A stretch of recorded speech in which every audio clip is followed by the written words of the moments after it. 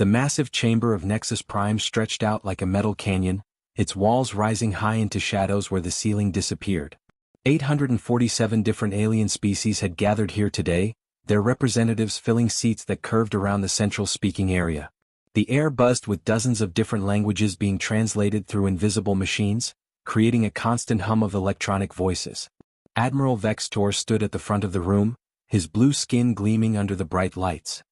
His four arms moved as he spoke, pointing at holographic images that appeared in the air above his head. The images showed spaceships running away from battles, human soldiers retreating from fights, and empty space where human fleets should have been standing to fight. "Look at these records," Vextor said, his voice echoing through the huge chamber. 3 times we have asked humans to stand with us in battle. 3 times they have turned and run like frightened animals. The first image showed the battle at Tau Ceti, where pirates had attacked a trading station. Human ships had been there, but when the fighting started, they had simply turned around and left. The Korthak fleet had to fight the pirates alone. "They left us to die," Vextor continued. "While we bled and our ships burned, the humans ran back to their safe little worlds." The second image was worse. At Proxima, space raiders had attacked the Mineral Consortium's mining operation. Again, human ships were nearby. Again, they chose to leave instead of fight. 60,000 alien workers had been captured or killed while human vessels fled to safety. And at Kepler Station, Vextor's voice grew louder. "When honor demanded we settle our dispute with combat, as is the way of civilized species, what did the humans do? They talked. They negotiated. They wasted time with words while real warriors waited for action." Around the chamber, alien representatives nodded their heads, or clicked their claws, or flashed colored lights, whatever their species did to show agreement. The evidence seemed clear. Humans were cowards. Ambassador Li Jiwen stood alone at the defendant's platform in the center of the room. She was small compared to most of the aliens around her, with black hair tied back neatly and dark eyes that showed no fear despite being surrounded by creatures who wanted to condemn her entire species. Her simple blue uniform looked plain next to the elaborate robes and armor worn by other representatives. One by one, species after species stood up to speak against humanity. The Manthari looked like giant insects, their mandibles clicking as they talked about how humans had run away during the Vega incident. Their translator made their words sound flat and emotionless. "Humans show no warrior spirit," the Manthari representative said. "They think only of staying alive. This is not the behavior of a strong species." The Luxari were next.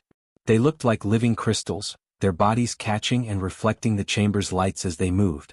When they spoke, it sounded like musical chimes, but their message was the same as everyone else's. "We trusted humans to stand with us during the asteroid belt conflict," the Luxari said. "Instead, they abandoned their positions and fled. Many of our people died because humans would not fight." More species spoke. The lizard-like Vorthan told how human diplomats had tried to negotiate when military action was needed. The gas cloud Etherians described how human ships always seemed to find excuses to leave whenever danger appeared. The massive, tank-like Gronders complained that humans were too weak to be trusted as allies. Each new testimony made the case against humanity stronger. The evidence piled up like stones building a wall. Humans ran from fights. Humans chose safety over honor. Humans were not brave enough to deserve respect from the galaxy's warrior races. Li Jiwen listened to it all without saying a word. Her face remained calm even as speaker after speaker called her people cowards and weaklings.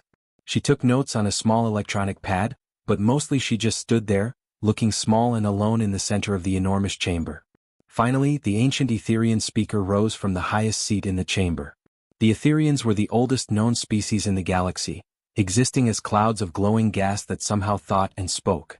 When the speaker moved, lights danced through its translucent form like aurora in a night sky. "The evidence has been presented," the speaker said in a voice that sounded like wind through crystal caves. "The time has come to vote. All those in favor of declaring humanity a coward species, with all restrictions and protections that designation requires." Across the chamber, lights began appearing above each representative's seat. Red lights meant votes against humanity. Blue lights meant support. The holographic counter in the center of the room began climbing as votes were tallied. The final count appeared in numbers so large everyone could see them. 723 votes in favor, 124 opposed. Humanity had been officially declared a species lacking courage. The chamber erupted in noise. Aliens chittered, roared, buzzed, and made dozens of other sounds that meant satisfaction or approval. They had made their judgment. Humans were cowards and now everyone would know it. But Li Jiwen stepped forward one more time. The noise died down as she reached the speaking platform. "You judge us by your understanding of courage," she said, her voice carrying clearly through the sudden quiet. "You measure strength by how much noise we make in battle, not by what we accomplish when the fighting ends. History will remember this day, but maybe not the way you think it will." The session ended with humanity's fate decided. None of the aliens in that chamber knew that within 6 months, everything they believed about courage and cowardice would be turned upside down. 6 months had passed since the Galaxy Council declared humans to be cowards, and the punishment was worse than anyone had expected. Every trade deal that Earth had made with alien worlds was cancelled. Every promise of help in times of trouble was broken. Every friendship that had taken years to build disappeared overnight. Human colonies scattered across the galaxy suddenly found themselves completely alone. No alien ships would help them if pirates attacked. No alien traders would sell them supplies. No alien governments would even answer their calls for help. It was as if humanity had become invisible to the rest of the galaxy, except when other species wanted to remind them how weak and cowardly they were. Captain Park Miho stood on the bridge of his ship, the Determination, and watched a blue-white star grow bigger on the main screen. The star was called Kepler 442, and somewhere near it was a planet where 50,000 people were about to die. They were not human people, they were Luxari, the crystal-like aliens who had spoken against humanity at the trial 6 months ago. "Captain," said Kim Nari from her position at the communications station. Her voice was steady, but Park could hear the anger hidden underneath. "I just got the final message from the Luxari rescue fleet. They are leaving the system. They say all 50,000 miners on the planet are lost." Park nodded but said nothing. He had expected this news, but it still made his stomach feel heavy. The Devourers had found the mining planet 3 days ago. The Devourers were the most feared creatures in the galaxy, a species that traveled from world to world like a plague of insects, eating everything alive that they could find. When the Devourers attacked a planet, they came in numbers that blocked out the sun. They ate all the plants first, then all the animals, then anything else that had once been alive. They left behind empty worlds covered in gray dust, with no life at all remaining. 3 different alien fleets had tried to fight the Devourers at Kepler 442c. The first fleet had been from the mighty Korthak Empire, 200 warships with the best weapons in the galaxy. The Devourers had destroyed them completely in less than 6 hours. The second fleet belonged to the Manthari, who were famous for their tactical genius. They lasted 8 hours before being wiped out. The third fleet was a combined force from 12 different species. They managed to fight for almost a whole day before the last ship was consumed. After that, the Galaxy Council had made an official decision. Kepler 442c was a lost cause. The 50,000 Luxari miners trapped in their underground shelters would be left to die. It was better to lose one planet than risk more ships against an enemy that could not be defeated. But Earth Command had received the distress calls from the doomed miners. And despite the fact that human ships were banned from leaving their own solar system, despite knowing that anyone who went to Kepler 442c would never return home, 200 humans had volunteered for a rescue mission. Park looked around at his crew. The Determination was not a warship, it was built for exploring new planets and studying alien life. The other 3 ships in their little fleet were not much better. They had 2 small frigates that were designed for escorting cargo ships, and 1 cargo hauler that had been hastily converted to carry rescue equipment. "Give me a full report on the situation," Park said to his science officer. Han Sumin looked up from her instruments, her face pale but determined. "The Devourer swarms have eaten everything on 90% of the planet's surface. The mining colonies built their shelters deep underground, and that is the only reason anyone is still alive. But my sensors show that the Devourers are digging down now. They are following the mineshafts and air vents." She brought up a 3-dimensional image of the planet that floated above the main control panel. Red dots showed where Devourer swarms were located. There were millions of red dots covering almost the entire planet. "The deepest shelters are about 5 kilometers underground," Sumin continued. "At the rate the Devourers are digging, they will reach the civilians in about 72 hours. After that..." She did not need to finish the sentence. Lieutenant Commander Cho Hyok stepped forward from his position at the weapons station. He was the ship's tactical officer, responsible for planning any fights they might have to face. His expression was grim as he looked at the images of the planet. "Sir, we need to be realistic about what we are facing," Cho said quietly. "Our entire fleet has 4 ships.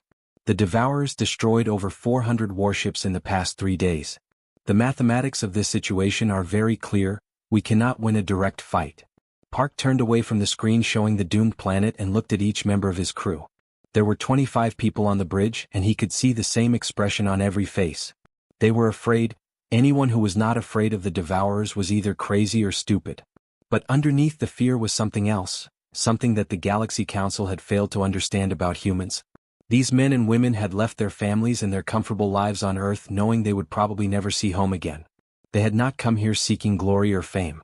They had not come here because they wanted to prove how brave they were. They had come here because 50,000 innocent people were going to die, and nobody else was going to help them. The Council calls us cowards because we choose our battles carefully, Park said in a quiet voice that somehow carried to everyone on the bridge. Today we show them what humans do when running away is not a choice. On the main screen, the crystal cities of Kepler 442c sparkled like dying jewels in the darkness. Each light that went out meant another section of the planet had been consumed. Soon there would be no lights left at all. The rescue began in a way that would have confused most alien military commanders. Instead of flying straight down to the planet with guns blazing like Korthak warriors would do, the humans did something that looked almost sneaky. Lieutenant Commander Yusung crawled through a maintenance tunnel that was barely wide enough for his shoulders, leading 20 Marines through passages that most aliens would never fit into. The tunnel was dark and cramped, filled with pipes and cables that the Luxari had used to keep their city running. Behind them, they could hear the terrible scratching and chittering sounds of Devourers trying to follow, but the creatures were too big for the narrow spaces. They had evolved to swarm across open ground in massive numbers, not to squeeze through tight passages like worms. Team 2 in position, Yu whispered into his communication device. We have reached the main evacuation point. Beginning civilian extraction now. Above ground, the city of New Harmony was a nightmare. What had once been beautiful crystal buildings were now covered in a black, moving carpet of Devourers. The creatures looked like a cross between giant ants and spiders, each one about the size of a dog, but there were millions of them. They moved together like a single organism, flowing across streets and buildings like a living flood. Sergeant Oh Dong-min crouched next to a volcanic vent that released hot gas from deep inside the planet. He carefully placed explosive charges around the opening, his hands steady despite the sounds of Devourers getting closer. When these charges exploded, they would force all the volcanic gas up through this one opening, creating a trap that would kill thousands of Devourers at once. Charges are ready, Oh reported through his radio. When I blow these, it will channel the whole swarm into the kill zone. Just like herding cattle, except the cattle want to eat us. His joke made a few of the other Marines smile, even though they all knew they were probably going to die in the next few hours. On the ship above, Chief Engineer Lee Soo-bin worked frantically at a computer terminal, her fingers flying over holographic controls. She was doing something that no military academy had ever taught, turning mining equipment into weapons. The huge machines that the Luxari had used to dig ore from the ground were being reprogrammed to shoot at Devourers instead. Ore Extractor 7 is now online as a defensive turret, she reported to Captain Park. It is not very accurate, but it can fire continuously for about 6 hours before overheating. The cargo haulers that normally carried loads of crystal ore were being converted into mobile shields. Lee had programmed them to drive themselves, creating moving walls that could protect evacuating civilians from Devourer attacks. Dr. Kong Minji made a discovery that changed everything.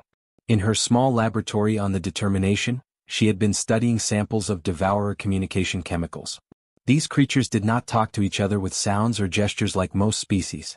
Instead, they released special smells called pheromones that told other Devourers what to do. Captain, she said excitedly over the intercom, I have figured out how they coordinate their attacks. They are not just mindless eating machines. They communicate through chemical signals. If we can create the wrong signals, we might be able to confuse them and break up their swarms. This was information that could change the entire battle. If the humans could make the Devourers confused and disorganized, they might actually have a chance of getting the civilians out alive.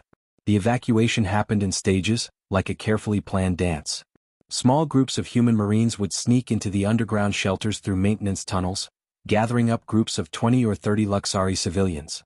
They would then escort these groups back through the tunnels to evacuation points where transport ships waited. Each trip was incredibly dangerous. The Marines had to fight off Devourers in the narrow tunnels, often sacrificing themselves to let the civilians escape. Many humans died buying time for aliens they had never met, aliens whose people had called them cowards just 6 months ago. The Luxari civilians were amazed by what they saw. Human soldiers would throw themselves at groups of devourers to protect crystal-bodied miners they did not even know. Human engineers would stay behind to operate defensive equipment manually, knowing that staying meant certain death. Human medics would risk their lives to save wounded Luxari, even when those same Luxari had voted to call humans cowards. Far above the planet, Admiral Vextor watched everything from his flagship. He had come here expecting to see humans fail miserably and prove once and for all that they were cowards. Instead, he watched something that made no sense to his warrior mind. Human commanders were making decisions that saved thousands of alien lives while knowing that those same decisions would probably kill themselves and their troops. This was not how wars were supposed to work. Warriors fought for glory, for honor, for their own people. They did not throw away their lives for strangers who had insulted them. Yet that was exactly what the humans were doing, and somehow it was working. The Luxari survivors started calling the humans something in their musical crystal language. The translation computers had trouble with the exact meaning, but the closest they could come was the quiet thunder. Fighters who struck without warning and cared nothing for glory, only for saving lives. By the end of the third day, 48,000 Luxari civilians had been evacuated to safety. Transport ships filled with crystal-bodied miners headed toward the edge of the solar system, escorted by human frigates that would probably never make it home. But 2,000 civilians remained trapped in the deepest mines, and the sensors on the human ships detected something that made even the Devourers stop their attack for a moment. Deep underground, something massive was starting to move. After sleeping for centuries, the Devourer Queen was finally waking up. The ground beneath their feet began to shake as something enormous stirred deep inside the planet. Captain Park watched his instruments in horror as they tried to measure what was happening below. The readings made no sense at first. The computer kept showing error messages because it could not believe what the sensors were detecting. Then Dr. Kong Minji looked up from her science station, her face white with fear. "Captain, the seismic readings are impossible. There is something down there that is as big as our entire ship. And it is alive." The Devourer Queen had been sleeping beneath Kepler 442c for over 300 years, buried so deep that even the planet's own inhabitants had forgotten she was there. But now, with millions of her children swarming across the surface and sending her psychic signals, she was finally waking up. The ship's main screen showed an image that would give Park nightmares for the rest of his life, if he lived long enough to have nightmares. Deep beneath the planet's surface, something the size of a mountain was moving. The Queen was not just big, she was impossibly, terrifyingly huge. Her body stretched for kilometers underground, and as she stirred, she began producing new devourers at a rate that the ship's computer could barely calculate. 1 million new births every hour, whispered Science Officer Han Sumin, staring at her instruments in disbelief. She is making an entire army while she sleeps. The Queen's psychic screams reached across space to coordinate devourer swarms on 3 different planets. This was not just one creature, she was the brain that controlled every devourer in this part of the galaxy. And now she was angry that something had been interfering with her children's feeding. Captain Park stared at the tactical display that showed their impossible situation.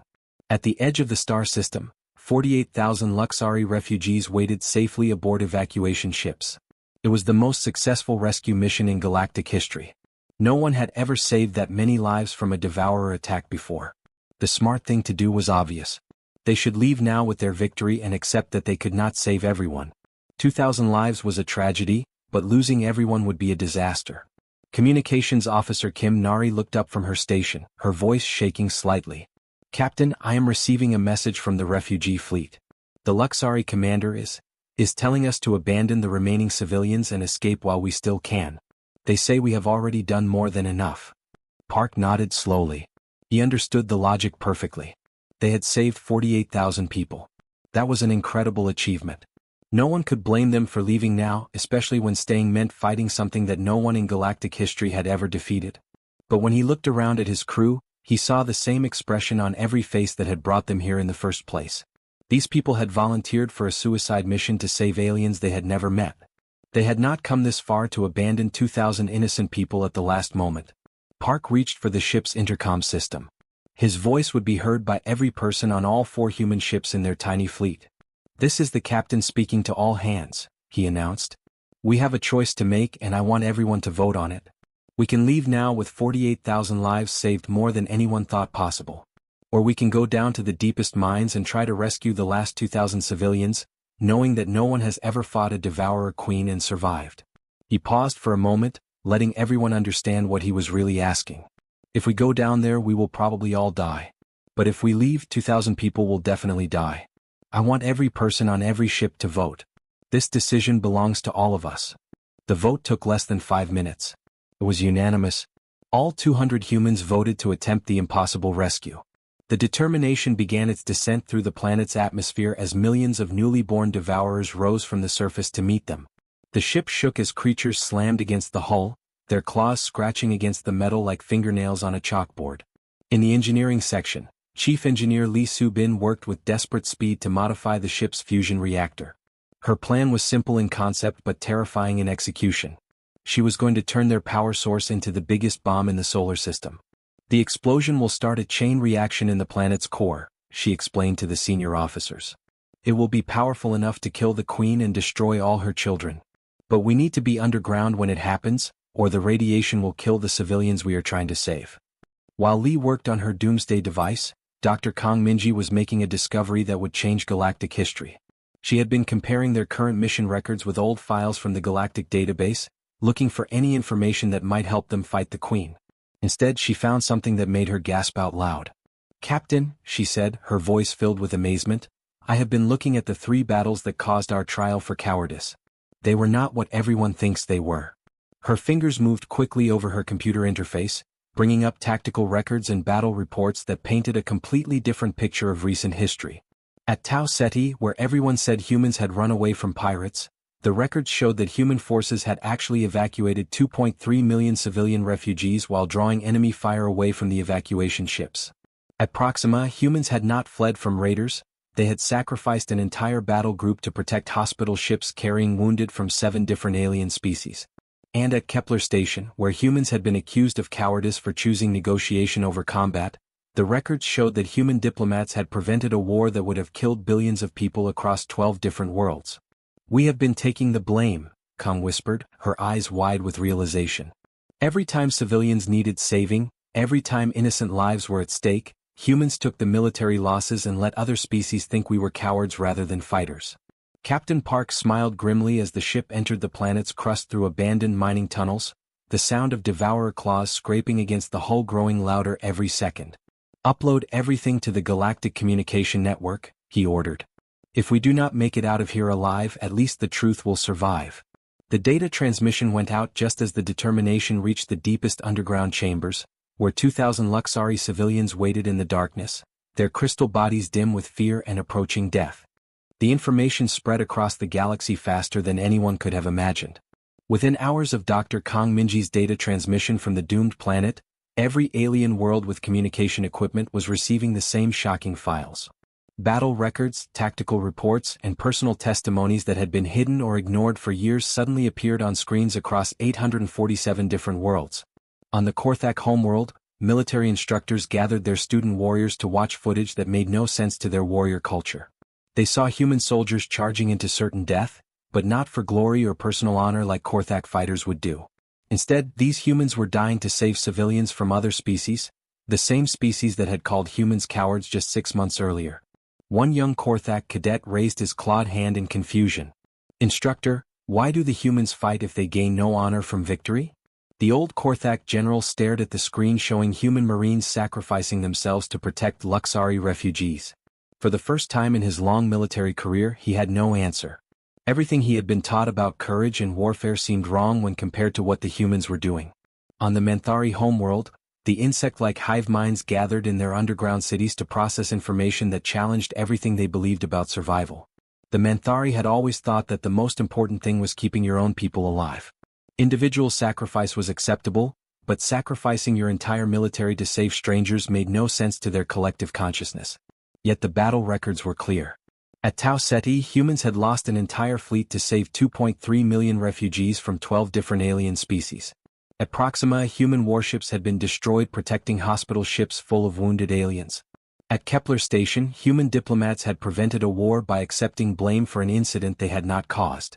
The Manthari compound eyes clicked in patterns that their species had no words for. It was like trying to understand a color that had never existed before. Emergency meetings began on every major world in the galaxy. Government leaders, military commanders, and philosophers tried to understand what the new information meant. The pattern was undeniable once you looked at it correctly. Every time humans had been accused of cowardice, they had actually been saving lives on a massive scale. The humans had not been running from fights, they had been preventing disasters. They had not been weak, they had been taking responsibility for keeping innocent people alive while letting other species think they were failures. Then came the news that changed everything forever.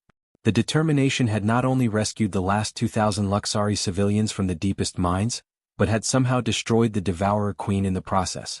A single exploration ship with a crew of 200 humans had accomplished what 3 full battle fleets could not do. The planet Kepler 442c had become a small star for exactly 17 minutes as the chain reaction triggered by the ship's fusion reactor burned through the planet's core. When the light faded, the Queen was dead, her billion children were ash, and the determination had somehow escaped with every civilian alive. No one understood how it was possible. Military experts across the galaxy ran computer simulations that all showed the same result. Everyone on that planet should have died. Yet 2,000 Luxari refugees were now safely aboard human ships, along with the 200 human crew members who had risked everything to save them. When Ambassador Li Jiwen returned to Nexus Prime to address the Galaxy Council, she found a very different atmosphere than 6 months earlier. The massive chamber buzzed with nervous energy as representatives whispered among themselves in dozens of different languages. Many of the aliens who had voted to call humans cowards could not meet her eyes. The Luxari delegation stood up first. Their crystal bodies chimed with harmonic frequencies that the translation computers rendered as formal gratitude. The Luxari representative who spoke had been one of the miners rescued from Kepler 442c. "We propose that humanity be designated as guardian species," the Luxari announced. "They are protectors of those who cannot protect themselves.